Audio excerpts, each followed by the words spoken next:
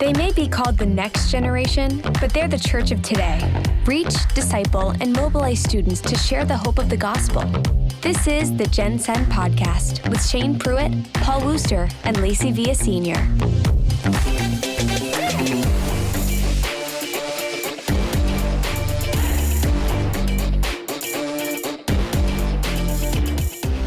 Well, welcome back to the GenSend podcast. I'm really excited because today we have one of my favorite members of the Pruitt pack. You've probably already seen in the title, but we have Shane's better half, Casey. Shane, Casey, good to see y'all. How was your birthday? It was a good birthday. Yeah. It was good.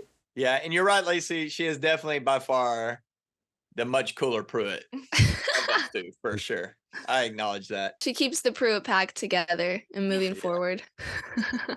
Well, I'm really excited because today we're talking about a topic that I don't think is at a lot of ministry people's front of mind necessarily, but it's something that everybody deals with, everybody experiences, and they have definitely faced it within their ministry. And that's creating a trauma-informed ministry, because we really believe that churches, ministries, Big C Church, it should be a place that people can come to and just find refuge and healing from whatever they're walking through, whether that's something really traumatic or stressful or hard. And so we want to help you guys create student ministries and college ministries that are those places, because that's honestly, I feel like most of the people walking through transitions or just growing up in life, you experience hard things and trauma. And so we know that y'all are facing this in your ministry. And Shane, Casey, I know y'all have walked through this with your kids and honestly just close friends and family too, and their kids. So can y'all tell us a little bit just about why this topic is so important to you and your family? Yeah, so for those that don't know, our family has been made up of adoption and foster care in our family journey. And with that, there's always loss involved with foster care and adoption, regardless of when a child comes into your home. And so there's trauma involved with that. And then there can be secondary trauma for the rest of the family members as well. But there's just always a loss and a trauma there. So that got me learning a lot about trauma.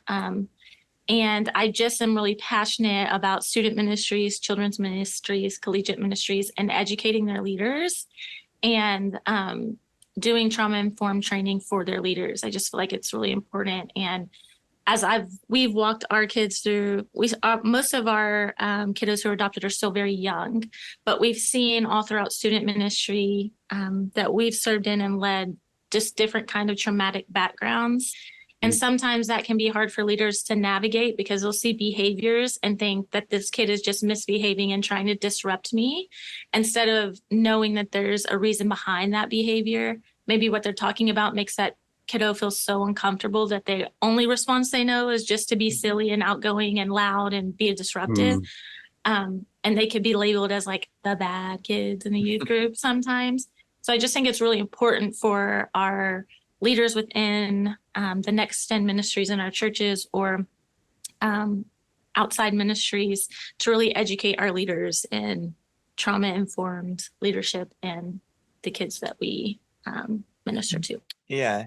And I think when you think of, students dealing with trauma, whether they're teenagers or college students, I think it's easy to think of, students that maybe have adoption as part of their background or foster care as part of their background. That makes sense. But really, when you think of even the breakdown of the nuclear family, so students who have come from divorce, and then we know even, the internet alone has created a lot of addictions in students. So they're getting into college and they're addicted to things. There's trauma there.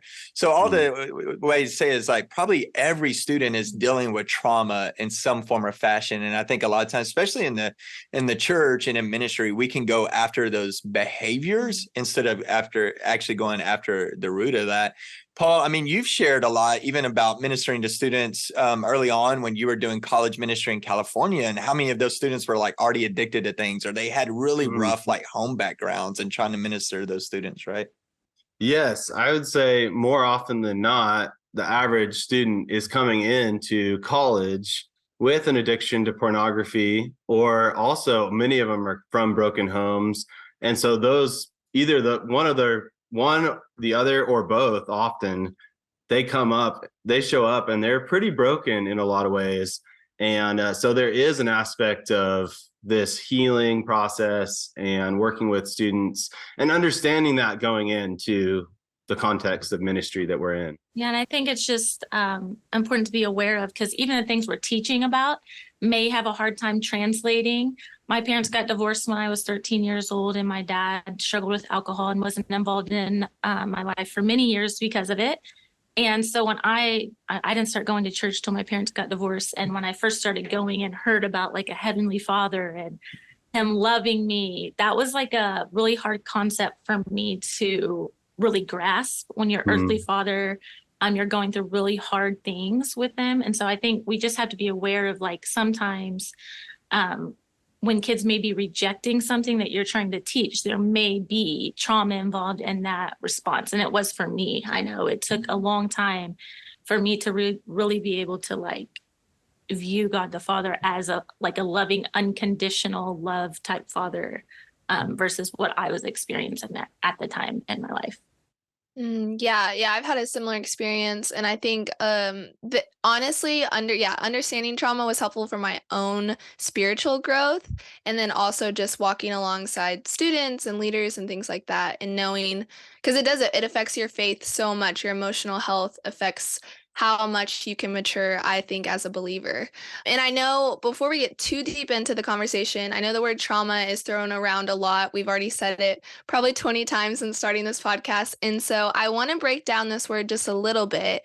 And so, Casey, I know some psychologists referred to it as big T and little t trauma. Can you kind of talk about those different types of trauma? Yeah. When big T trauma is talked about, most of the time it's into like talking about something like a traumatic car wreck or a school shooting, or physical violence in some way. Or it can relate to ongoing physical abuse. It can relate to losing a parent, divorce of parents, those type of things. Small T trauma a lot of times is more in regards of being left out of a friend group or being bullied, or not making a sports team, those type of things that are traumatic to students in particular. There is more research recently that ongoing small T trauma can then turn into big T trauma. So if a student is repetitively being bullied or repetitively being left out of a friend group, that small T trauma can turn into a big T trauma that impacts their life in a much more significant way. Yeah, I feel like sometimes we brush off those little T trauma things and we're like, oh, they're just being dramatic. That's not really that bad. But it does feel so, like, imagine as a 12-year-old, all your friends make this team, or all your friends decide to leave you out of this. Like, it is formative, and it really does have an impact on you. And I think as adult leaders, sometimes we forget what it was like when we were teenagers. I always say, like, students, like, they can't see past, especially high school students and then college students, they can't see past whatever 4 years they're in, right? It's either those 4 years of high school or 4 years of college. So those 4 years feel like that's your world. Like, if a friend isn't talking to me, that's devastating. If I don't make a sports team, that's devastating. If I break up with this boyfriend my sophomore year of college, that's devastating. And so it's really easy as us adults to be like, okay, this is just a learning thing. We've all been through it. Like, you need to get over it. But we have to put ourselves back into what it feels like as a high school student or a college student. And those 4 years just fit like we can't see past the 4 years at that point. So what we're experiencing in those moments do shape us going forward and how we respond to things. Absolutely. And I think this is where social media can sometimes add to that a little bit, and I'm a huge fan of social media and using it for the advancement of the kingdom. So I'm definitely not that social media is only a tool of the devil. I'm not that guy, but like, I mean, but if you think about what social media has done, especially to teenagers and college students, like, back whenever I was in high school and college, now I sound like old guy. Back in my day, like, yeah, you're making this worse for yourself. Yeah, no, I'm just digging out. But really, like, if you were left out of something, right? Like if all your boys went to the mall, or if there was a party or whatever. Mall. Yeah, that's what we did back then. Going to the mall. Yeah, you go walk around. Hey, the there's mall not much to do in looking for Waco the where he honeys. grew up. Yeah, That yeah, was we went the to the Gosh. Richland Mall looking for the honeys. So My gosh, how insidious. no, no, but what I'm saying is like, if there was something going on and you were left out of it before social media, you didn't know, Mhm. or you didn't find out till it was weeks later and you didn't care. Like now, if you're left out of something, in real time, right? Because people are snapping about it or they're putting it on TikTok or Instagram. And so when you're left out, there is real time, that's happening, Mhm. Yeah, I think that is a factor. And of course, they make it look so fun, like they're having the time of their lives, and you're just, Mhm. and it feels more obvious too. Like, if somebody doesn't post with a friend, it's like, oh, they must not be hanging out with them anymore, or talking to them anymore. So there's like another level of isolation or attention to it. So I agree. I think social media has aggravated things in a lot of ways. We just saw this at camp this past summer. Our church, has a counseling center that's part of the church. And so we had the ability to take a couple of those licensed therapists with us to camp. And I think we only took 3 of them.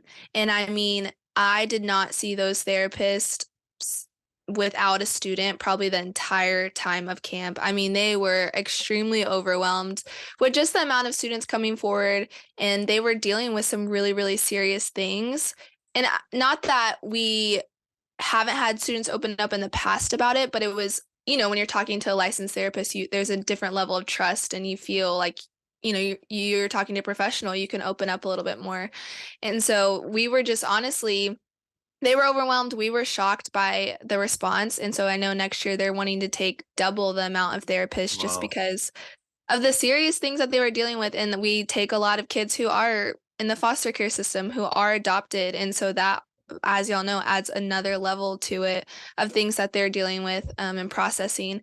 And so I'd love to know, and Shane, I know you mentioned this in an article you wrote, I think you wrote it this past year, about how a church or ministry can partner with local therapists, and how can we bring in outside resources? When should we bring in those outside resources? I'd just love to kind of dive into that a little bit. Yeah. I think it's a little easier, like if you're in a larger church, like Lacey, like y'all are, that have a whole counseling ministry and counseling center that's tied to the church. If you're in a setting like that, become like their best friends, because like, I think one of the worst things we can do as ministry leaders is get into a conversation with a teenager or college student, and they're dealing with things that are outside of our equipping. Because if we're not careful, we can actually make a situation worse for someone. And so I think be very aware of what you're equipped for as as a collegiate leader, as a student leader. And the moment you get outside of that comfort zone, I think quickly hand them off to someone who is equipped. And you go, well, hey, we're not in a church that has that. Like, I would say if you're in an area that has Christian counseling centers close, again, go meet with them, vet them, like let them know why you're wanting to connect with them. Because also, let's just be real. And I think especially in our culture today is, you could probably, especially from a Christian worldview, if you connect them with a counselor that doesn't have a biblical worldview, or a therapist that doesn't, they can actually send that student further down the wrong way if we're not careful. So I'd say it's important to vet. So find a local Christian counseling area. And you go, well, hey, we're in the rural areas. I know a lot of our leaders are more in rural areas, but online therapy and online counseling is a thing that's super effective too. So, hey, reach out to others, is there healthy counselors who are like meeting online as well. In fact, we were doing a coaching network recording an online event last week in our youth leader coaching network. And we had an LPC on talking about some of this. And she said, there's actually a bill now where they're hoping to be able to change where you can actually meet with counselors outside of your state. Because typically you have to stay within your state because of insurance reasons. But they're trying to pass a bill where you could like meet with a counselor, maybe from Louisiana, and you're in Texas, and do it online. Insurance would still apply. So we hope that goes through. I think that'd be a helpful thing. But anyway, I would say like just make those connections. And the moment you get outside of your equipping, hand them off to someone who is equipped to do that. So I'd say do your homework on it, be proactive. I think a lot of times as leaders, we're more reactive. So we have a student that's struggling and go, oh, now I got to find somebody to help this student. No, be proactive, have those things already in place so that when that student comes down that alley towards your way, you're ready to be able to minister to them and their families. Yeah. Yeah, I would piggyback on that. And we learned the hard way in Chico is because it's less of a Christian area. So the amount of Christian counselors that we would really feel good about passing off students, so to speak, to them was very small. And so we ran into some of the issues of having students we were working with and kind of hitting that dead end or that spot where we felt like, hey, this aspect needs to be dealt with by a professional. We can still keep discipling. And so even kind of separating those two elements is like personal discipleship, that like their spiritual growth is going to be one of the things that's going to help them the most with their mental health and things like that. But they should also get help on some of these other issues. So it's not an either or thing. It's a both and kind of approach. But we did kind of struggle at first to kind of think about, well, who do we pass them off to when something like this comes up? So it's better to have that and just know that on the front end with all your staff, all your leaders, like this is the kind of go-to on that. So yeah. And Lacey, I think another thing too is to bring someone in who can speak well on this, and even bringing them in and to train your leaders, because I think there's some everyday things that we may do that is not helpful, and we may not even be aware of it. We're just kind of operating in ignorance because we're not aware. We have some blind spots of things that we may be saying or doing that's actually causing more trauma or reopening some of those trauma wounds. And Casey, you talk a lot about that, just some of the stuff we don't even realize we're doing. Yeah. And I think sometimes the words we can say or how we're communicating, because we don't know, it's not out of being unkind, but it's out of not knowing. And so I think the training and informing your leaders is just so key. And like Paul was saying, setting up a game plan beforehand. And every student ministry, regardless of you're in a tiny town in Texas or a big city, youth group in New York, like you have kids that are experiencing trauma. It does not matter their background, their race, their economic status. I think sometimes we can have certain demographics in our youth group that we think like, oh, we're good. Like our kids are on the cheerleading squad and head football dude and doing these things or doing that. But it's just not the case. So many of them are experiencing things at home that they're hiding. Their parents may be coming to church with them on the weekends, but their home is an unsafe place. We've been experienced that where we've been leaders at church in the suburbs and kids are struggling in really big ways, with home lives, or maybe even experiencing abuse at home that you would never guess that their family was the one that would be happening in their house. And when we've also been leaders at church in more of a city dynamic where we had a kid come to youth group one week on crutches and we're like, what happened to you? And he's like, oh, we were at a party and a rival gang drove by and shot up the party. And so we had like bullet wounds in his leg. Wow. And so it does not matter the demographics of your youth group. Like this is happening. So if you can set up something beforehand, and training your leaders, I think is like, and with the online resources there's really no excuse for anybody not to be able to do that. There's so many resources that you can have for your leadership to be able to know how to navigate those things. So we're not totally caught off guard when we have students coming to us saying, my dad is molesting me at home. What do I do? Or my mom is abusing me at home. What do I do? Or my parents are having this horrible divorce and each talking horribly about each other. What do I do? So setting those things up, or having a girl, I just did not make the cheerleading squad and I'm absolutely devastated. What do I do? Like those things are something that training our leaders in how to respond. And I think it's just so important. Yeah. And I think especially because I feel like a lot of these bigger things do come out when you're at a retreat or at a camp, when you have this like uninterrupted time together with these students, or, just even if it's just a full day kind of thing with them, and just as you build that relationship with them as well, more and more will come out and things like that. Is there a like resource or would a strategy for, hey, before we go into this camp or before we go into this retreat, we want to sit down and set some time with our leaders about, hey, these are the resources we want you to either go watch or listen to, or hey, we're going to do a quick we're going to take part of the leader meeting and talk through, here's our game plan if these things are brought up. Is that something, is there a strategy there? Is there something that ministries could do before big events like that? Yeah, I mean, I think there's lots of resources online where you can have Christian trauma-informed trainers, either online or in person. I love in person if possible, just so as there's questions, there's someone that can answer those things for you. And sometimes it's okay to tell students like, hey, I don't really know, but I'm going to figure out like a way to help you. I don't know is much better than trying to say something in the moment to try to fix whatever's happening. And then it makes it worse. And sometimes parents need to be involved, is dependent on what's being told to you. And so finding online resources or having someone come in person of just the, you could deep dive into trauma-informed training and you could study it every day and still not know. I'm still learning, will continue to learn. But there can be a basic knowledge for our leaders. And it's interesting, I think, as that starts to happen, you may have leaders that be like, oh, I have all these unresolved traumas in my own life that I need to deal with as well. And so I just think it can be so important. Like I mentioned earlier, I initially started looking into more of trauma-informed training based on us adopting. But I think the culture in which we live in, there are just so many students experiencing really difficult things at home, and just knowing how to respond in a loving, Christ-like way. And I think in addition to the trauma-informed training, I think what we're teaching our students is really important as well.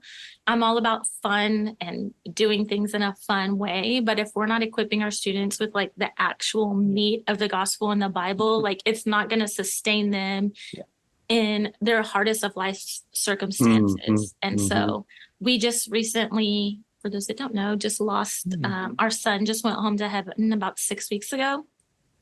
And we have kiddos who are in a youth group in our family. And it's important that not only what we're teaching them at home, but what they're being taught on Wednesday nights and on Sundays is something that can sustain them in traumatic events. If we're making it all fun and games and, just an encouraging time all the time where, Jesus is your best friend and all of those things. Well, if Jesus is my best friend, then why did my brother just die? How do you equip students to grapple with, my dad's molesting me? How can a good and loving God allow that to happen? And so I think the trauma-informed training is obviously very important, but what we're actually giving our students on a week in and week out basis, I just feel is like the most important thing, because are we equipping them with knowledge of the truth of God and the truth of the Bible and the truth of the gospel, so that when, not if, traumatic events come, are they going to run to a God that they've been learning about? Or will they be like, okay, well, I've just been hearing about Jesus being my friend and throwing snowballs at each other in the middle of July? Like those things aren't going to sustain them. And I think sometimes we look at students like, oh, well, this is a deep theological concept, or these things are hard to grasp. They're dealing with hard things. So they can handle the work. Like they just can't. And so that's what we need to be giving them on a regular basis, because the silliness that sometimes can happen in student and collegiate ministries it just will not sustain them. And so what are we giving them on a regular basis? I just think is one of the most important things we can do when walking with kids through trauma, because ultimately, regardless of trauma-informed training, like Jesus is what's going to bring the healing. The training is important and how we handle students is important, but like he alone is what will give them life He alone is what will bring them healing. He alone is what will sustain them in like the deepest, darkest moments, as our girls were having to literally sit in our house for 10 days as their brother was on hospice. Like, silliness at a youth group is not what is going to sustain them. Like, knowing that Jesus is good and kind in the midst of watching your brother go home to heaven, like that's what's going to sustain them. So what are we giving our students? That's so good. I mean, one of the conversations we've had on the podcast before is about deconstruction. And a lot of times people starting their deconstruction process was having a false view of God, and this kind of Jesus is my friend only kind of mindset, or this almost prosperity gospel light type teaching that they've had. And then when something happens that's traumatic, they blame God instead of digging their roots deeper into God. And so, yes, I think that's another really good proactive approach, is making sure we're giving a good theology of God, of the fall, of suffering, of the realities of life in the midst of our regular teaching of the Word of God to young people. And so that's kind of this trauma informed conversation, I think, is very close to the deconstruction conversation, which is interesting to me. Yeah, I think it's an indictment of us as the church, of what have we been feeding people for so long that when they go through a traumatic event, the first reaction is, God is not good or kind, so I don't want anything to do with him, because he promises me happiness and comfort and good things. And if I follow him and I walk in obedience, and all of these good things are going to happen.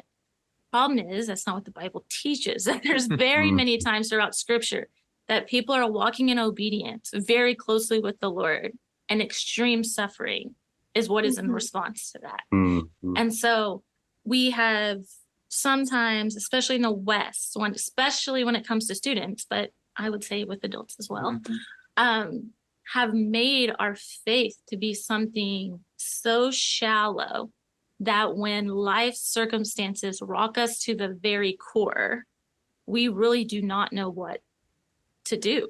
And as I feel like millennial parents right now, we have passed that down to our children. So like what was entertaining and good to us now is being passed down to them. And so when they are facing traumatic experiences, they don't know what to do with it because their parents didn't know what to do with it as well. And so I think, especially as what we've walked through in the last 2 months, even more so passionate about trauma-informed training, but also of like, what are we as a church giving the next generation? And I tell I keep saying my girls because they're the two oldest ones. They're in the student category we're talking about.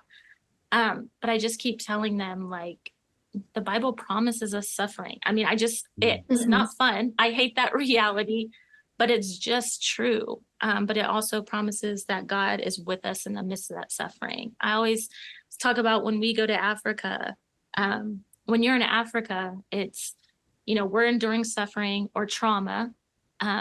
But the only way we can get through it is by relying on God. Like, we know God is here. We know he is with us in the suffering. And so we're going to trust in him, even though we, are suffering and experience trauma in ways that many of us could never even fathom. In the West here, it's, I'm suffering. How could God let that happen to me? And so we have created this entitled, comfortable relationship with the Lord that when our life circumstances are really difficult, we blame him instead of run to him. And so I just think we have to be really careful on what we're teaching our students. Like, God does not promise them comfort. He does not promise them ease or even happiness. He promises joy regardless of the circumstances that we're in if we have our faith in him. And so I just think if we're going to really want to have trauma-informed ministries, we have to give them the only thing that will bring them peace and comfort and joy in the midst of the trauma. Yeah. Woo. Lacey, you're right. I know. She's the most cooler Pruitt for sure. Yeah, that is such a good word. And it That's so true. resonates so Yeah. much with my life experience because I lost my dad by suicide in 2017. So I was 19. And it felt like the last domino on like a lifetime of just one thing after another. And I just remember like throwing my hands up, and I what I thought of in that moment was I had become fascinated with the persecuted church early on in high school. I don't know how this happened, but I just did. And I remember in this moment just feeling like, wow, I don't really have anything right now. I mean, like, just feeling like my world was crumbling. And I thought of those people, I thought of persecuted Christians, and I thought, this this is life. Like, this is the Christian life. Like, God is still good to me. He is still a good father, even with this happening. Wow. And I remember a friend gifted me, or a friend or a mentor gifted me Tim Keller's book on walking with God through pain and suffering. And it was the first time I'd really understood the theology we have and how powerful it is when it comes to responding to pain and suffering compared to every other thing out there, every other religion or spirituality. I mean, nothing gives us hope like the gospel, and there's no other response to it. And it was the first time I really wrapped my head around how powerful and thankful and good I was that I had a hope and that I had the gospel that I could cling to in that moment. And I think it goes back to a lot of times, we just think, especially in the US, like, oh, the American dream. And that's like what we attain to. And that's what we think we deserve. Kind of like you said, we kind of have an entitled faith a little bit. I recently, and you touched on this a lot in what you just said, but I recently read an article in Times Magazine, and I think it was super interesting. I'll put it in the show notes if anybody else wants to read it. But it was talked about how we have reached this peak mental health care, yet we are reporting the lowest rates of excellent mental health. They had a scale, and we're at the lowest ever in our lifetime since they've been doing this. And of course, there are a lot of factors at play, I think, here. But I know you all have seen this in the next generation. We are seeing a generation come up more anxious and lonely and all these things that they're dealing with, and they're more medicated than ever. And in this article, they kind of unpack, like, is it that people really do have more chemical imbalances and mental health disorders, or is it that they don't have a response to the pain and suffering and stress that life throws at them? And what was so shocking was most of these therapists and psychologists who are in this field said most people just don't have a good response to it. Like, they don't need anxiety medication, they don't need depression medication, because they don't truly have an imbalance. That number is pretty small, but we have this massive population that is on it because it's kind of a band-aid. We're not solving, they admitted, we're not solving the root of the issue. We're putting a band-aid on it because that's all we can do. There's too much. We can't go and change their life or force them to believe in something else. And I ended the article actually pretty excited because of this. I thought, wow, like, Christianity, we have such a unique opportunity to share with one of the loneliest and most anxious generations that's coming up.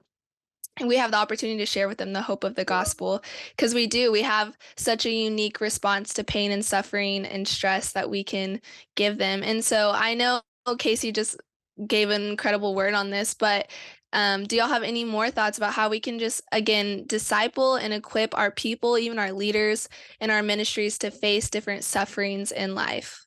I think one more thing that I think is important is teaching our students and leader a healthy view of our feelings and emotions. We are in a culture that, the way I personally feel trumps all, right?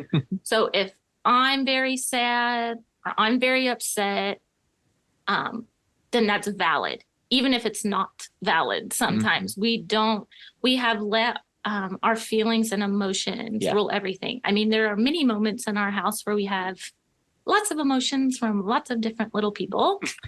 And they're like, but this is how I feel. And I'm like, I understand that's how you feel, but that doesn't mean that that is true. So sometimes our feeling, the Bible says the heart is deceitful above all things. And our heart can deceive us in a way sometimes. And so I think, again, what we're teaching our students and what we're pouring into them, giving them strong biblical truth, so that when their feelings feel something different, they still know what is true. It's something that in the last 2 months, I've even had to be very careful with myself. Watching our son pass from this life into heaven and being home with Jesus was the most torturous thing that I have ever personally walked through. And my heart and feelings and emotions were all over the place. I had all of these different feelings and thoughts. But because I was anchored in the fact that Jesus is good, kind, and in control of all things, even when my emotions felt something else, I still knew what to be true.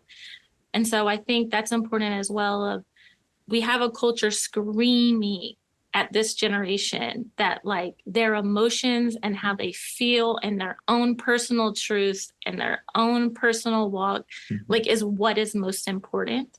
And we just have to equip them that like their identity isn't in themselves, that their identity is in like Jesus alone. And so I just think we have to be really careful with that as well. Of yes, emotions are important and feelings are important, but they don't rule all. And as they have a culture screaming at them that how they feel and this is just who I am and this is just how I react to things, I'm just anxious, I'm just worried, it's just how I am, showing them that that isn't what their identity is, that Jesus gives them their identity and they can have peace and joy regardless of what their feelings may be showing them. Yeah. And I just, as Casey was talking about that, I thought about, I love 1 John 3:20, which I think is such a relevant verse for today, where it says, when your heart condemns you, God is greater than your heart. God is faithful. He's greater than your heart, and he knows all things. Because and we know in the New Testament, the heart is, the Greek word cardia, which means desires, emotions, feelings. And so it's like the Bible's saying those things will condemn you, they will deceive you, but in those moments you got to be reminded that God is greater than the heart and he knows all things, because our feelings don't know all things. But yeah, like Casey said, like you've had millennials and now Gen Z and Alpha generation come up, and I mean the anthem is follow your heart, follow your feelings, follow your emotions, follow your desires, and we'll follow those right into a ditch. So I think it's in those moments where sometimes they're like, even though I don't feel like it, sometimes that's where your mind has to out trump your heart to go, I know God is greater. I know this is true. I know the scriptures are true. Even if I don't feel like it in that moment, I got to rely on I know truth. I would say another thing, just kind of going a different vein a little bit in that same context. I think, Lacey, what causes some of this too, especially with young people, college students and teenagers is, and I want to be careful how we say this, because I know this is another kind of term being thrown around today, but it's kind of true. I think on some level is, I think there's a social contagion a little bit to a mental emotional health, meaning, whenever I was younger, Paul, remember when we were younger, we're the old men on here, like when we were younger, like our generation, when we were teenagers and college students, I kind of related to this, like ADD or ADHD, like we all thought we had ADD or ADHD, whether we did or not, like we were self-diagnosing, right? So we may have never went to a doctor. We may have never been prescribed anything, diagnosed with anything, but we'd make excuses like, oh, I can't do that, I got ADD. You're like, well, who told you that? Like you hadn't even gone to a doctor, But like if you're around college students or teenagers for longer than 5 minutes, you realize there's a whole generation that are doing the exact same thing, but instead of ADD or ADHD, it's depression, anxiety, right? So they're like, they all think they're anxious. They all think they're depressed. Or, let a 15-year-old in a group of friends say they're anxious or depressed. Now, all of a sudden, the whole group is anxious and depressed. And so I think that's where we do have to go back to discipleship. It's like, hey, your heart, your emotions, your desires, those are a gift from the Lord to worship him with and to love your neighbor with, but they were never meant to be your dictator. They were never meant to be your idols. They were never meant to be your lowercase g gods. And so all that to say, I think that's where we have to be better at discipling and better at educating leaders is we don't want 15-year-olds diagnosing other 15-year-olds with anxiety and depression. We don't want 20-year-olds diagnosing other 20-year-olds with anxiety and depression. And I think a lot of that is what is happening now. Because like you said, Lacey, most clinical psychologists and counselors will tell you less than 10% of the population actually deal with clinical anxiety, clinical depression. But now when you have Gen Z saying half are dealing with depression and anxiety, where's that coming from? I think there is a lot of social contagion to that. I think there is a lot of self-diagnosing. I think there is a lot of, well, I'm struggling being a teenager and college student living in this fallen world, which we all are, but then we're attributing it to other things because we haven't been given the tools to actually know how to navigate this world with the power of the Holy Spirit. Because Jesus didn't promise us an easy life. He promised us eternal life. And I think we have to help people understand that. Yeah, only thing I would add is kind of the mindset that we have as ministry leaders. And yes, we do acknowledge the fact that all these things are realities, but I found that the ministries that have a really good equipping ministry of helping students get their eyes off of themselves and onto the mission of Christ, they tend to see people do better. So not that it's the whole story, but when a student can learn, because they're made to live for a cause that's bigger than themselves. Right. So the cause of Christ, the cause of advancing the gospel, of making disciples of all nations, that is something that can help them get their eyes off of themselves and onto serving the Lord. Now, that's not a silver bullet and it doesn't fix everything. But I have found that ministries that have that equipping and evangelism and expectation to even be a part of the mission tend to end up with healthier students than those that are strictly a internal self-focused kind of type of mindset. So that's just something to keep in the back of your mind in this conversation. Is it's a holistic approach as we move forward. For sure, a both and. I think sometimes it can be an either or in ministry mind sometimes, but I really think it's a both and. Like without what Paul is saying of equipping our students to live on mission and beyond themselves, also with having a knowledge that some of them are experiencing really traumatic things and knowing how to walk with them through those things. It's really a both and. Yes. And to neglect either, I think, can be really detrimental for sure. Yeah. Yeah, I know we've talked a little bit about, as a family, y'all walked through some really hard things and have walked through adoption multiple times and just handled a lot of grief and joy within the same hand. And so I want to talk about when it comes to supporting a family. So, if there's a student in the ministry, when it comes to supporting the family as a whole, what are some things that a church has done or a ministry has done, or even just a person that have really impacted your family as a whole? And how can people really come alongside families who are walking through really hard things? Yeah, I think there's a large percentage of students that may come without their parents. We had that a whole lot, depending on where your church may be located. And so I think as a student ministry or college ministry can be different because they're living away from their parents most of the time. For student ministry, connecting to their parents, I think, is incredibly important. Sometimes students can have their view of what they're going through and then reality's view of what they're going through. And so I think connecting with parents is really important. I know that for our girls in student ministry, their leaders have loved them really well over the last couple months or so, sending text messages, having Tiff's treats delivered, cookies, just checking on them and loving them, but also giving space. Our girls are very different. And so how one would love to be loved on is very different than the other. So the one that needs space, they've given that to her where they're not just hounding her down. I think that's important. But I think just loving, sending text messages, DoorDash has been an incredible gift. And so those type of things I think is so important. I think for collegiate students, it's a little different because they're without their family most of the time. And so I think, but the same things can apply of like having cookies or Starbucks delivered or just taking them out to eat or hanging out with them.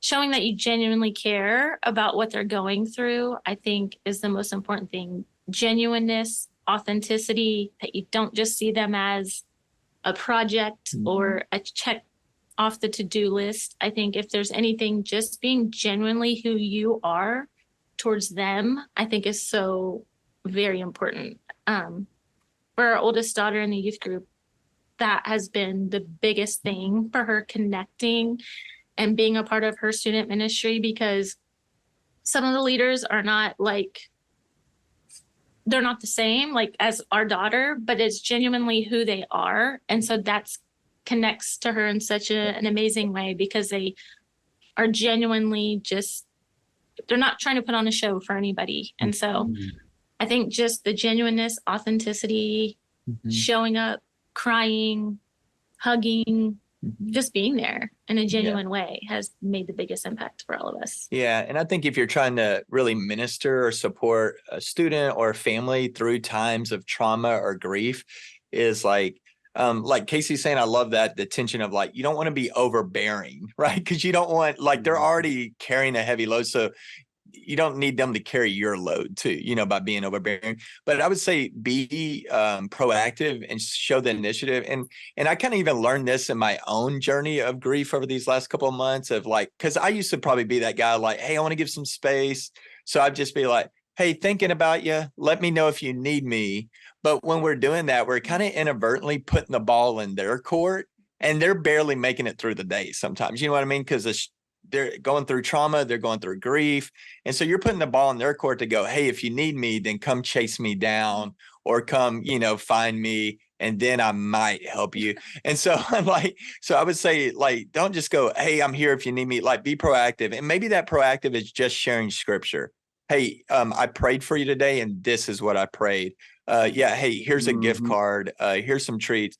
We're here. We want you to know we're here. Yes, we're here in case you need us, but we're also going to constantly remind you that we're here. Because I'll just be honest, some of the people that reached out to me during, especially that extreme time of grief, that was all like, hey, here if you need me. I'm like, thanks. And that's probably about where it's going to go. You know what I mean? Because I'm not going to chase someone down when I'm the one struggling. So, big time. And so I would say, hey, be proactive and those kind of things. I think that's like super helpful. And then I also want to say this too, like if someone's gone through something extremely traumatic, or they're going through a time of grief, and you are reaching out to them and they're not responding, don't get your feelings hurt in that, or don't take it personal. Sometimes people are just trying to make it through the day, not even trying to make it through the day. They're trying to make it through that hour. So I would just say, don't make it about you going, hey, well, I've been reaching out. You didn't reach back out. I guess you don't need me. You know what I mean? Don't make it personal, because now what you're doing is you're adding more grief, you're adding more trauma onto them, what they're already trying to navigate. So I just say, if they don't respond, or don't even respond in a favorable way, or maybe they respond in an aggressive way, don't take it personal, because they're navigating through a lot of hurt and grief in those moments. Wow. Yeah, the ministry of presence can be so powerful. Like I'm like, man, never underestimate just the ministry of presence, whether that's just being there, just a text, whatever it is. Yeah, just letting people know you're there means so much. And I want to end by this. I think we've kind of acknowledged this, that at some point, every person is going to go through something traumatic, whether that's big T, little t, most likely a little bit of both. But whether it's a loss, illness, some other thing, people are going to walk through really hard things, because we live in a broken world. And even I love what Jesus says in John 16. He says, in this world, you'll have tribulation, but take heart, I've overcome the world. And so I would love to just end with this. What encouragement or resources would y'all give to a ministry leader that wants to become more trauma informed? I know we just scratched the surface. So if they just want to keep going on this journey, what encouragement would you give to them? Yeah, I think you can probably go online, so whatever area you're in, and look for like a trauma-informed like trainer or practitioner that can come and just share with your student ministry, or with you, and then you can share with your student ministry. I do want to encourage you, it does not have to be some in-depth 4-week, it can be an hour, just a scratch the surface. We want to give you some knowledge. It can, I know this sounds overwhelming and can feel like a lot, but if we can just give our leaders like a basic knowledge of trauma, and how trauma quite literally changes the brain. If you look at a brain scan of someone who has not experienced trauma, and then after they have experienced trauma, their brain literally looks different on a brain scan. And so just giving that type of knowledge of how we interact with students, of kids or college students who are going through hard things, it really does change their brain makeup and how their brain looks. And so I would just encourage you to, it's hard to give resources because we're all in different areas, but going online and looking for trauma-informed trainers in your area, and just loving students well and giving them Jesus and the gospel and being genuine and kind in the midst of their trauma and being there. Because even if you don't have the knowledge, but you're genuine and show up for them and love them well, you will be a safe space for them, even if you can't necessarily relate to what they're going through. Yeah, I love that. And then I'd say the other thing I would add is like, I think anytime in our ministries we can be proactive instead of reactive, we're always going to be better off. And so I would say if it's just you're the only leader, or if you're working with a team, get together and go, hey, what are some possible scenarios that may take place in our collegiate ministry or student ministry? And then what is going to be our response of ministering and caring well for that person in that situation? And having a plan ahead of time is always going to be better, because sometimes we wait till something happens and then that person needs help in ministry, done and to help them immediately, and we're still scrambling trying to figure out what we're going to do, and we're kind of wasting precious ministry moments there trying to figure out what we're going to do when that person really needs our immediate response. And so I would say be proactive. Go, hey, when students show up to our student ministry and they have a foster care background, how are we going to love them well and care for them well? Make sure we're speaking in a way that doesn't cause more trauma for them. When kids from adoption show, when a kid that does have abuse, that's a part of their testimony, or, when if we have students and their family goes through a divorce, how are we going to love them well? Hey, when we have students and maybe they lose a sibling or a parent to death and they're grieving, how are we going to care for them well? I would say have those scenarios and conversations ahead of time. Figure out what your response is going to look like ahead of time. And that way, when those things happen, because they will, if you're around people, they're going to go through trials and tribulations. And so when that happens, the faster you can respond, I think the more impactful our ministry is going to be. Yeah. Anything you would add there, Paul? Yeah, I think just approaching this whole conversation with humility. A lot of times as ministry leaders, because we study the Word of God and we read a lot, and we just sometimes it's easy just to approach everything. And some of us are more type A. We just like fix everything, when really the best approach in a lot of these situations is to slow down. If you don't know the next step, take the humble approach and love people, not fix people. And so that would be kind of my last thought there. Well, this has been an incredible conversation. I know we've probably gone a little longer than other episodes, but I think it was worth it. And we will have more resources. I'll have the article I mentioned that Shane wrote and some other things in the show notes. So be sure to check those out and subscribe so you can make sure that you know about future episodes. We'll see you next time.